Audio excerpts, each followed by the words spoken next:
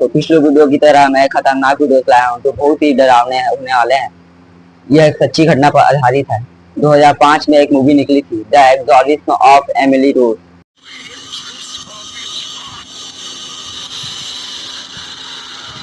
Movie सच्ची घटना पर आधारित है। इस मूवी में एक लड़की थी जो जर्मनी की रहने वाली थी। इसके अंदर एक नहीं, दो नहीं, पूरे के पूरे 6 शैतान की वास था। इस वीडियो में आपको मैं बताना चाहता हूँ मूवी की पूरी सच्चाई और कितनी खतरनाक होने वाली है। इस वीडियो को पूरे आखिरी तक देखना, बहुत मजा आएगा और बहुत डर भी लगेगा। वीडियो को रात में न देखें। इस वीडियो में यूज होने वाली वीडियो सच्ची घटना पर आधारित है, तो बहुत दिल दहलाने वाली वीडियो आएगी इस वीडियो में।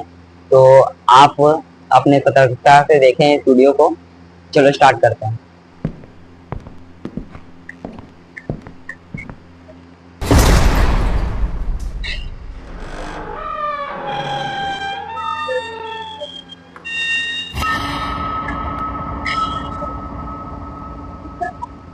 Real story of Annalise Mitchell.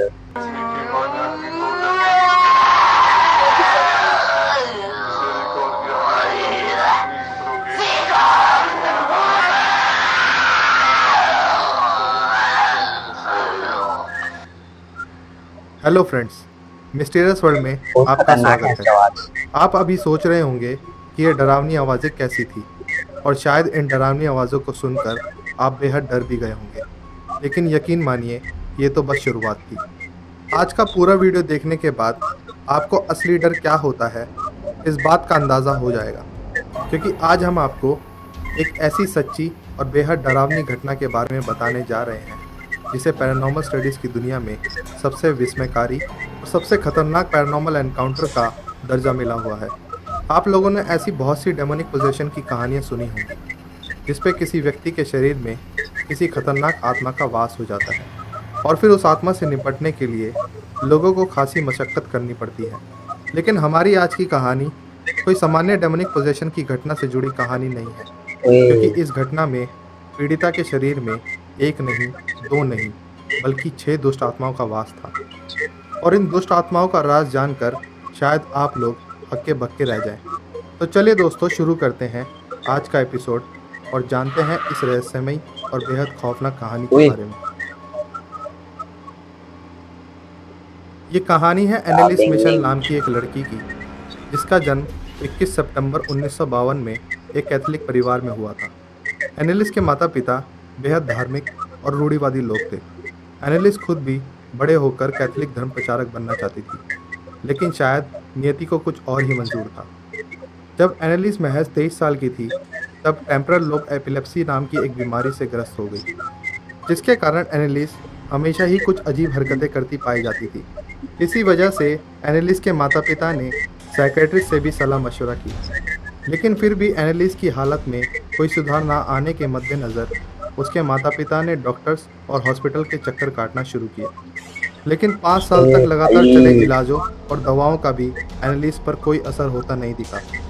वहीं दूसरी ओर एनालिस की हालत और भी ज़्यादा ख़राब होती जा रही थी। एनालिस के व्यवहार को देखकर उसके माता पिता को लगा कि शायद एनालिस किसी मेडिकल कंडीशन की नहीं, बल्कि शायद किसी पैरानॉर्मल घटना का शिकार हो गई है। अंततः एनालिस के पेरेंट्स ने चर्च की सहायता लेने का फैसला किया। उसके पेरेंट्स ने पेस्टर ऑल्ट नाम के एक पादरी को घर पर बुलाया। पेस्टर ऑल्ट ने देखा कि एनालिस फर्श पर किसी निर्जीव वस्तु की तरह पड़ी थी, और वो वहीं पर पेशाब करके अपने ही पेशाब को जमीन से चाट रही थी, और फिर पास में ही पड़े एक कोयले के टुकड़े को बेतरतीबी से खाने लगी। उसके चेहरे पर मौजूद खौफनाक हंसी को देखकर पेस्टर ऑल्ट साफ समझ गए थे कि एनालिस के शरीर में किसी शैतानी आत्मा का साया है। उन्होंने एनालिस के पेरेंट्स को सलाह दी कि उन लोगों को जल्द से जल्द एनालिस पर एग्जॉर्सिज्म क्रिया करवा लेनी चाहिए, ताकि वो जल्दी से ठीक हो सके। उन्होंने एक और पादरी आर्नोल्ड रेंस के साथ एनालिस पर पहली एग्जॉर्सिज्म क्रिया को अंजाम दिया, जहां उन्हें पता चला कि एनालिस के शरीर में एक दो नहीं, बल्कि 6 बुरी आत्माओं का साया है।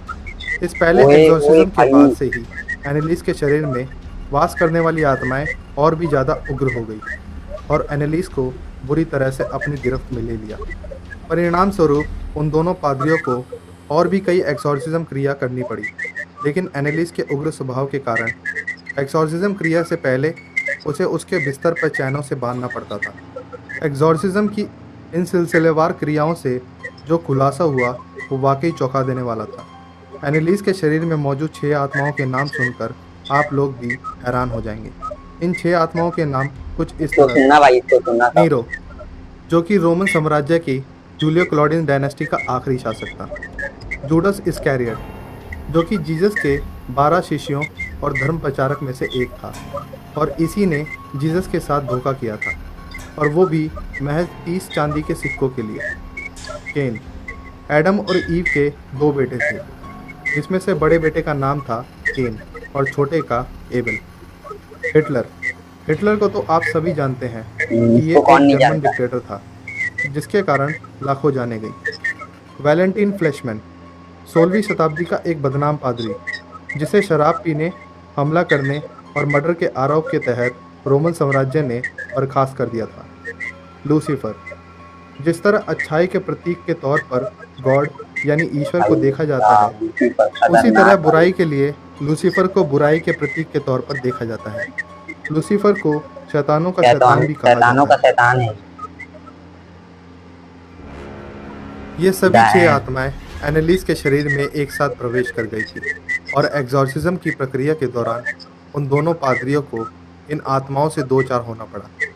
फादर रेंस और फादर पेस्टर एक्सॉर्सिज्म की प्रक्रिया को ऑडियो कैसेट्स में रिकॉर्ड करते थे, जिनमें से एक रिकॉर्डिंग को हम आज आपको सुनाने वाले हैं।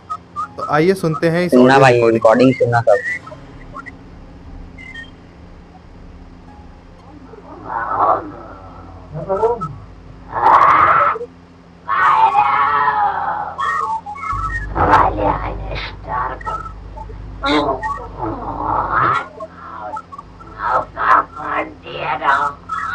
बहुत खतरनाक है वे।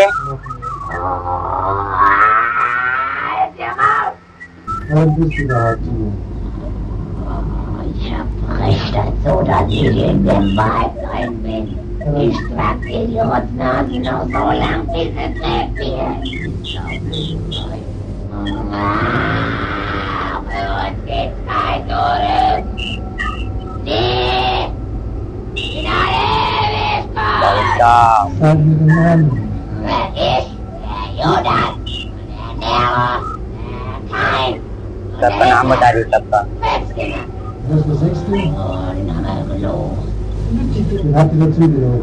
इन एक्सॉर्सिज्म की प्रक्रिया के दौरान एनालिस कभी इतना उग्र हो जाती थी कि वह अपने पेरेंट्स और भाई बहनों पर भी हमला कर देती थी। वह कभी उन्हें अपने दांतों से काट कर घायल कर देती थी, तो कभी अपने नाखूनों से उन्हें नोचने लगती थी, और तो और कभी वह खुद को भी मारने लगती थी और खुद को बुरी तरह घायल कर देती थी। हालांकि कुछ दिनों के लिए एनालिस की हालत में थोड़ा सुधार आया, बहुत भाई, लेकिन बहुत कुछ ही दिनों खतरनाक है बाद ये। एनालिस की हालत पहले से भी ज़्यादा बदतर होने लगी। उसने कुछ भी खाना पीना छोड़ दिया था।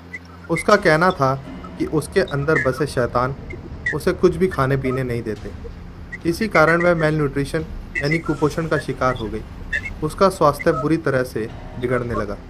30 जून 1976 को एनालिस पर 62वां और आखिरी एक्सॉर्सिज्म किया गया, जिसके दौरान एनालिस ने कहा कि वो अब थक चुकी है और अब इस शरीर से छुटकारा पाना चाहती है। और 1 जुलाई 1976 की सुबह एनालिस ने अपनी आखिरी सांस ली। लेकिन एनालिस की मौत के बाद एक और पेचीदा मोड़ तब सामने आया जब उसकी पोस्टमार्टम रिपोर्ट ने ये साबित किया कि एनालिस मेलन्यूट्रिशन के कारण मरी थी और वो एक मानसिक रोगी भी थी। साथ ही साथ डॉक्टर्स ने उन दोनों पादरियों पर यह इल्ज़ाम भी लगाया कि वो लोग एनालिस के माता पिता को गुमराह कर रहे थे। अगर वो चाहते तो एनालिस को बचा सकते थे। लेकिन इस कहानी और एनालिस की मौत का असल कारण वो 6 आत्माएं थी या उसे डॉक्टरी मदद की ज़रूरत थी? ये एक ऐसा सवाल है जो आज भी एक मिस्ट्री बना हुआ है। आपको क्या लगता है, क्या एनालिस वाकई सिर्फ एक मानसिक रोग का शिकार थी?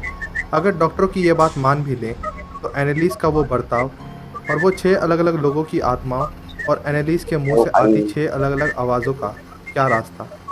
आप अपनी राय हमारे साथ ज़रूर शेयर करें और मिस्टीरियस वर्ल्ड हिंदी के साथ जुड़ने के लिए हमारे चैनल को सब्सक्राइब करना ना भूलें। बहुत जल्द मिलेंगे एक नई मिस्ट्री, एक नए बहुत रहस्य स्कैरी के है साथ। भाई, अरे तब तक बाप के रे। लिए अलविदा। वीडियो भी आपको बहुत डरावना लगा होगा, बहुत स्कैरी था। तो ऐसी ऐसी वीडियोस देखने के लिए मुझे सब्सक्राइब करना, लाइक करना और बहुत सारा प्यार देना। बाय।